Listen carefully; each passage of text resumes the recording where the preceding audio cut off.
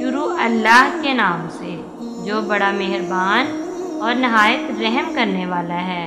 Islamic history MB کے ناظرین کو السلام علیکم۔ آج ہم بات کریں گے اسلامی سال کے آخری مہینے ذوالحجہ کے بارے میں، جو نہ صرف حاجیوں کے لیے بلکہ ہم سب کے لیے بھی بے شمار برکتوں اور رحمتوں کا مہینہ ہے۔ ذوالحجہ کے ابتدائی 10 دن وہ دن ہیں جن کے بارے میں خود اللہ تعالیٰ نے قرآن میں قسم کھائی۔ قرآن مجید سورہ فجر میں ہے، یعنی فجر کی قسم اور 10 راتوں کی قسم۔ نبی کریم صلی اللہ علیہ وآلہ وسلم نے فرمایا، اللہ کے نزدیک ان 10 دنوں میں نیک عمل سب سے زیادہ محبوب ہیں، یعنی نماز، روزہ، صدقہ، ذکر، تلاوت، سب عبادات کا ثواب ان دنوں میں کئی گنا بڑھا دیا جاتا ہے۔ 9 ذی الحجہ یعنی یوم عرفہ وہ دن ہے جب حاجی میدان عرفات میں وقوف کرتے ہیں۔ اس دن روزہ رکھنے کا بہت بڑا ثواب ہے۔ نبی کریم صلی اللہ علیہ وآلہ وسلم نے فرمایا، عرفہ کا روزہ گزشتہ سال کے گناہوں کا کفارہ بن جاتا ہے۔ یہ دن بخشش کا، دعا کا اور اللہ کے قریب ہونے کا دن ہے۔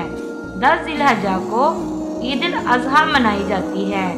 یہ دن ہمیں حضرت ابراہیم علیہ السلام کی سنت کی یاد دلاتا ہے، جنہوں نے اللہ کے حکم پر اپنے بیٹے کو قربان کرنے میں بھی ہچکچاہٹ نہ کی۔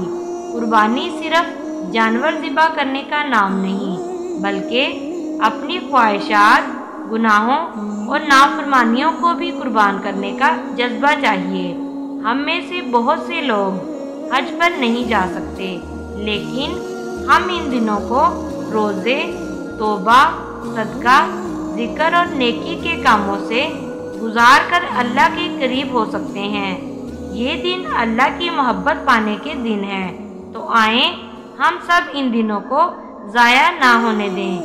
پیارے سامعین، ذوالحجہ کے یہ بابرکت دن دوبارہ نہیں آئیں گے۔ چلو اپنے دلوں کو صاف کریں، معاف کریں اور اللہ کے ساتھ اپنے رشتے کو مضبوط کریں۔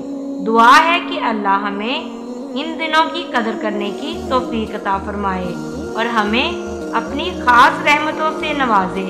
آمین یا رب العالمین۔ اگر آپ کو یہ ویڈیو پسند آئی ہو تو ہمارے چینل کو ضرور سبسکرائب کریں اور اس پیغام کو دوسروں تک ضرور پہنچائیں اور ویڈیو کو لائک اور شیئر ضرور کریں۔ جزاک اللہ۔